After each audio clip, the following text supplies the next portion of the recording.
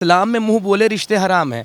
और इस हद तक है इस हद तक गिरावट है कि एक बच्ची आप गोद ले लीजिए, जब वो सेक्सुअल एक्टिव हो जाए तो उससे शादी कर सकता है एक आदमी, बेटी गोद लेकर। और एक महिला भी ऐसा कर सकती है कि एक बच्चा गोद लेकर जब देखे वो बड़ा हो गया कुछ, तो उससे शादी कर सकती है।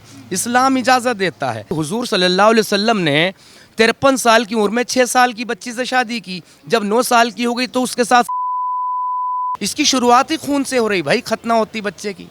और इस्लाम छोड़ने की सज़ा भी मौत है।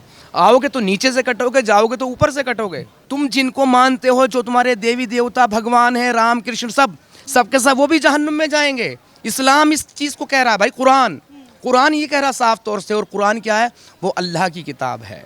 आपके चैनल के लिए बोल दूं, आपका चैनल जिम्मेदार नहीं है। ये मेरे खुद के भी विचार नहीं है, ये कुरान जो कह रहा है। सर क्या नाम है आपका? मेरा नाम है इमरोज़ आलम, लेकिन मैं एक्स मुस्लिम हूँ। इस्लाम को छोड़ चुका हूँ, त्याग चुका हूँ। अच्छा सर, क्यों आपने इस्लाम त्याग दिया ऐसा? इस्लाम की सच्चाई जब सामने आ जाए ना, तो फिर कोई रह ही नहीं सकता। रहने का ड्रामा तो कर सकता है, वो भी सर तन से जुदा के ख़तरे में, क्योंकि इस्लाम को छोड़ना भी मौत है। इस्लाम में आने के रास्ते हज़ार हैं, जाने का कोई रास्ता नहीं। अगर इस्लाम से आप जाते हैं तो आपको मार दिया जाएगा। सर आप नेहा के परिवार से मिलने आए थे? हाँ, मैं उनके परिवार से मिला जो बैठे थे। और ज़्यादा क्यों दुख में डूबा हुआ, मैंने किसी को कोई परिचय तो लिया नहीं है। लेकिन मैं ख़ास तौर से इसलिए आया था ये बताने के लिए, अभी रक्षाबंधन आने वाला है ना, अगस्त में लगभग। तो हिंदू लड़कियां बहुत खुश होकर भाई बना लेती हैं, राखी बांध देती है। लेकिन इस्लाम में मुंह बोले रिश्ते हराम हैं। अच्छा। हाँ, इस्लाम के हिसाब से आप किसी को भाई नहीं बना सकते, किसी को बहन नहीं बना सकते, किसी को माँ नहीं बना सकते, दीदी आंटी चाची कुछ नहीं बना सकते।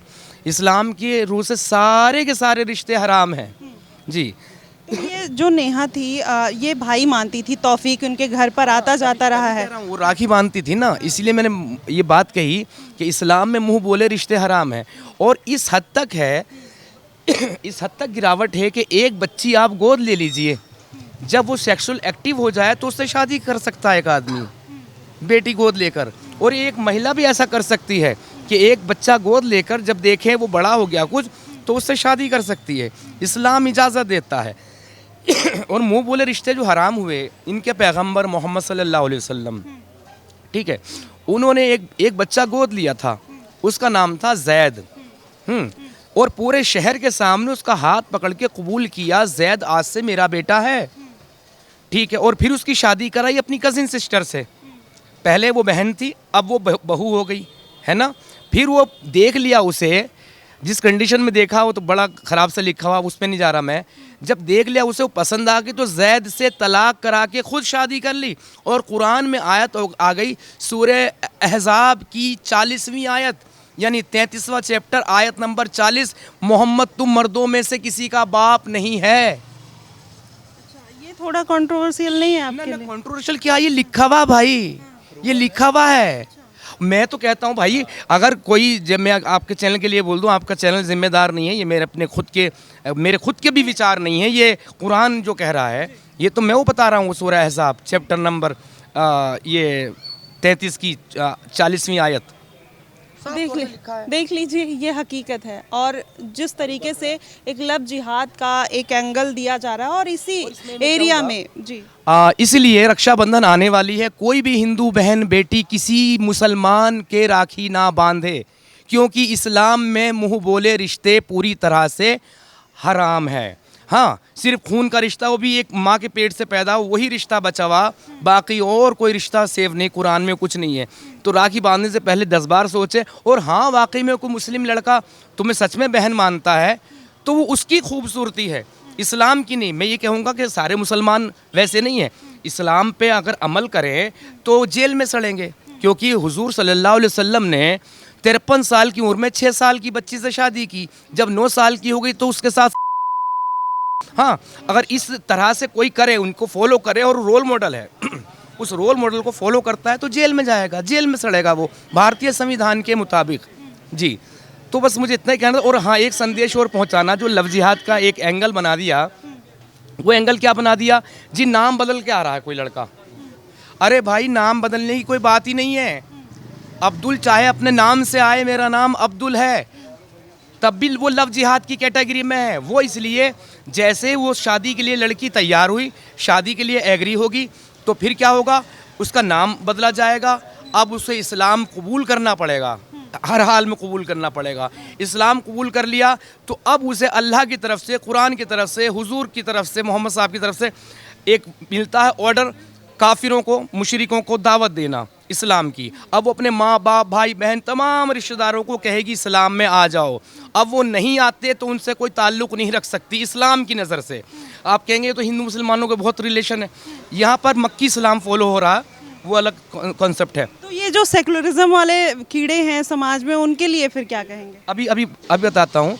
तो अब वो दुश्मन हो गए, ठीक, अब उनसे ताल्लुक़ नहीं रख सकती, चलो अलग हो गई। सोचा कि लड़का लड़की भाग के चले जाते, ज़िंदगी भर अलग रहते, किसी को मतलब नहीं रखते, सोच लो ऐसे रह लेगी। बोल नो, ऐसे भी नहीं रह सकती। क्यों? आसानी से नहीं है। अब वो पूरी तरह से इस्लाम में आ चुकी, पैक हो चुकी है। बुर्का, पर्दा, हिजाब, ये सारी चीज़ें लागू हो गई। पैरों में बिछुए नहीं पहन सकती अपनी मर्ज़ी से, जैसे आप बिना दुपट्टे खड़ी हैं ऐसे नहीं हो सकती। हाँ, अब वो इतनी सबसे छोटी चीज़ होती है बिंदी, वो भी नहीं लगा सकती, क्योंकि काफिरों का तरीका अपनाओगे तो तुम भी काफिर हो जाओगे, जो कि अल्लाह को पसंद नहीं है। हाँ, आपने क्या कहा था सेकुलर वाला? जैसे कुछ लोग होते हैं कि सेकुलरिज्म की बात करते हैं, भाईचारे की बात करते हैं, फिर और इस तरीके का जिस केसेस आते हैं, तो उस पर क्या कुछ कहना चाहेंगे? क्योंकि ये पूरा मामला लव जिहाद का लग रहा है। आप यही एरिया में 3-4 केसेस लगातार हो चुके हैं। नेहरू बिहार में अभी हुआ, करावल नगर में हुआ, और आज देखिए यहाँ पर। देखिए, जो सेकुलर बनते हैं ना, इस्लाम सेकुलर नहीं है, नंबर 1 ये जान लीजिए, किसी भी हद तक नहीं है। आप काफिरों के हाथ का एक पानी नहीं पी सकते, एक गिलास, इस्लाम इसकी भी इजाज़त नहीं देता। कुरान की सूरह तौबा चैप्टर नंबर 9 आयत नंबर 28 साफ तौर से कह रही है काफिर नजस है, नजस, काफिर मुशरिक जो अल्लाह को नहीं मानते। नजस मतलब मलमूत्र, आप टट्टी पेशाब हैं अल्लाह की नज़र में। कुरान के हवाले से आप खुद देख लीजिए, गूगल पे डाल लीजिए या फिजिकल एक बुक लीजिए, उसमें पढ़ लीजिए। तो ये जो सेकुलर बन रहे हैं, 2 तरह के इस्लाम हैं। एक इस्लाम वो जब मोहम्मद सल्लल्लाहु अलैहि वसल्लम वजूद में नहीं आए थे, पावर में नहीं आए थे, तो अच्छी आयतें उतर रही थी, लकुम दीनुकुम वलिय दीन, तुम्हारा दीन तुम्हारे लिए, हमारा दीन हमारे लिए, है ना। तो ये वाली आयत उतर रही थी। लेकिन जैसे ही वजूद में आए तो फिर सबका वजूद मिटा कर रख दिया। उस अरब की ज़मीनों में ईसाई भी थे, यहूदी भी थे, मूर्ति पूजक भी थे, और कुछ नास्तिक भी होंगे, एग्नोस्टिक भी होंगे। कहाँ गए वो? ज़मीन खा के आसमान निकल गया। जो कुछ यूरोप तक भाग के चले गए वो तो बच गए, बाकी बिल्कुल नहीं बचे। और ये जो है ना, ये सेकुलर दिखते, जहाँ पर इनकी संख्या कम है, जहाँ पर इनके नंबर कम है, वहाँ पर ये भाई भाई का नारा लगाएंगे, हिंदू मुस्लिम भाई भाई करेंगे। भाई भाई कहलवाइए इनसे पाकिस्तान में, भाई भाई कहलवाइए इनसे अफ़गानिस्तान में, भाई भाई कहलवाइए आप इनसे बांग्लादेश में, भाई भाई कहलवाइए ज़रा बंगाल तो अपने यहाँ है जहाँ पर इनकी तादाद ज़्यादा है, वहाँ पर ये खूंखार हो जाते हैं। इस्लाम की 3 चीज़ें हैं, दारुल इस्लाम, दारुल हर्ब। दारुल इस्लाम वो जहाँ पे शरिया लो लागू हो गया, दारुल हर्ब वो जो काफिरों का देश, इससे जंग करनी है। और तीसरा आता है कुरान में है अल तकैया करना। अल तकैया धोखा देना, सामने वाले का उल्लू बनाना, कि जहाँ तुम्हारी तादाद कम है तो दारुल अमन आ गया, वहाँ पे आगे हाथ जोड़ के चलो, जी नमस्ते, प्रणाम, जी सलाम, ऐसे करते चलो, मोहब्बत से रहो। इनका सपना क्या है कि भारत को ख़ास तौर से एक एक इंसान को कलमा पढ़ाना है, क्योंकि लिखा हुआ है सुन्नन नसाई, सुन्नन नसाई हदीस नंबर 3175 में साफ तौर से लिखा है 2 कबीले होंगे हुजूर के, जो एक दूसरा साइड और एक वो करेगा जो गज़वाए हिंद, जो गज़वाए हिंद, ये लिखा हुआ है गज़वाए हिंद। जंग करनी है, एक एक इंसान को कलमा पढ़ाना है। नहीं कलमा पढ़ेंगे तो काफिरों की बहन बेटियों को लोंडी बनाना है, जो इनके पैगंबर साहब ने भी रखी है, जिसे हम गंदा शब्द कह देते हैं रखेल, वो बना के रखना है। और जब अभी जो चली थी पाकिस्तान से थोड़ी सी, तो वहाँ के मौलानाओं के बयान नहीं सुने। मैं तो माधुरी दीक्षित को लेके आऊँगा, अपनी लोंडी बनाऊँगा, मैं तो ऐश्वर्या राय को बनाऊँगा, मैं तो प्रियंका चोपड़ा को बनाऊँगा। तो कहते हैं ये पाक काम है, हम जो जाहिल हैं, जो यहाँ पर मसलूम हैं, उनको हम अपने घर में लाते हैं, उनको शरण देते हैं, उनको छत देते हैं, इस तरीके की बातें की जाती हैं। कहाँ है मजलूम, कहाँ शरण देते हैं? 2-2, 3-3, 4-4 शादियाँ करते हैं। अच्छा शादियां करते हैं, अरे भाई शादियां करने के मतलब आप किसी को बहन भी तो बना के रख सकते हैं, किसी को बेटी बना के रख सकते हैं, किसी को दोस्त बना के रख सकते हैं, किसी को माँ बना के रख सकते हैं, आप शादी करेंगे क्या? सर ये जो एक जुमला चलता है मजहब नहीं सिखाता आपस में बैर रखना, और ये कहा जाता है कि हिंदू मुस्लिम सिख ईसाई आपस में है भाई भाई, तो जब आप ये सारी चीज़ें बता रहे हैं तो कहीं ना कहीं उसमें कॉन्फ्लिक्ट देखने को मिल रहा है। देखिए ये जो है ना मक्की इस्लाम चल रहा, जहाँ इनकी तादाद कम है, जहाँ इनका ये कम है, हाँ तो वो वाली चीज़ें चल रही है कि मज़हब नहीं सिखाता आपस में बैर रखना। डॉक्टर अल्लामा इकबाल का है ये, है ना, इसमें सारे जहाँ से अच्छा हिंदुस्तान हमारा में भी, और नीचे इसमें भी वो कर दिया फिर जिहाद, ए आबरूदे गंगा याद है वो दिन तुझको क्या है वो, कि जब तेरे किनारे उतरा था कारवां हमारा, यानी वो मुसलमान उतरे थे, हाँ ना, उन्हीं की बात कर रहे हैं। तो और इसकी ये भी इन्होंने काट के फिर कर दिया था, इनके अंदर का ईमान जागा, चीनो अरब हमारा, हिंदुस्तान हमारा, मुस्लिम है हम, वतन है सारा जहां हमारा। यानी जब तक ये एक एक इंसान को दुनिया के कलमा ना पढ़ा देंगे तब तक इनका मिशन कंप्लीट नहीं होगा। चलो मान लिया, चलो तुम कलमा पढ़ा दो यार, एक एक इंसान को जीना ही तो है, जी लेंगे, लेकिन फिर भी तो तुम बाज नहीं आते। तू शिया, तू सुन्नी, तू बरेलवी, तू वहाबी, तू देवबंदी, तू ये, एक दूसरे की मस्जिदों में बम फोड़ते रहते हो, एक दूसरे को काफिर कहते रहते हो। कहाँ है इसकी शुरुआत ही खून से हो रही भाई, खतना होती बच्चे की। और इस्लाम छोड़ने की सज़ा भी मौत है, आओगे तो नीचे से कटोगे, जाओगे तो ऊपर से कटोगे। क्या एक मुसलमान पूरे विश्व के मुसलमानों का रिप्रेजेंटेटिव है या इस्लाम का रिप्रेजेंटेटिव कह सकते हैं? क्योंकि आप देखिए अपने ही देश में कुछ ऐसे लोग हैं जो खुलकर इस्लाम को सपोर्ट करते हैं, जैसे फ़िलिस्तीन, गजा, ऐसे तमाम ऐसी चीज़ें हैं जहाँ पर ये सारी चीज़ें निकल कर आ जाती है। अभी आपने देखा पहलगाम में कलमा पढ़वा कर, कपड़े उतरवा कर धर्म पूछ के मार दिया।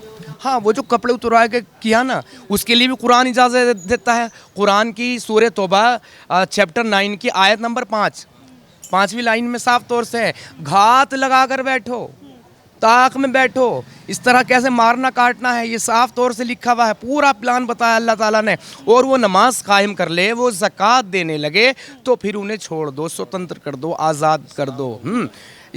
तो मतलब फिर तो मुसलमान हो गए ना, मुसलमान बना के छोड़ दो। कुरान इस बात की इजाज़त दे रहा है। कुरान सूरह अनफाल आयत 39 में कह रहा है, काफिरों से तब तक जंग करो जब तक कि पूरा दीन अल्लाह का ना हो जाए। कुरान इस बात की बात कह रहा है। आप किसी तरह कह दीजिए मोहम्मद साहब ना कहकर सिर्फ मोहम्मद कह दीजिए, इनकी नज़र में वो गुस्ताखी हो गई। हाँ, लेकिन कुरान दूसरों के देवी देवताओं के भगवानों के बारे में क्या कह रहा है? सूरह अंबिया आयत नंबर 98 क्या कह रही है?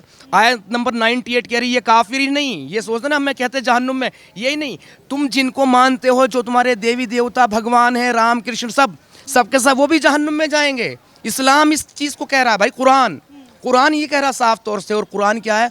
वो अल्लाह की किताब है।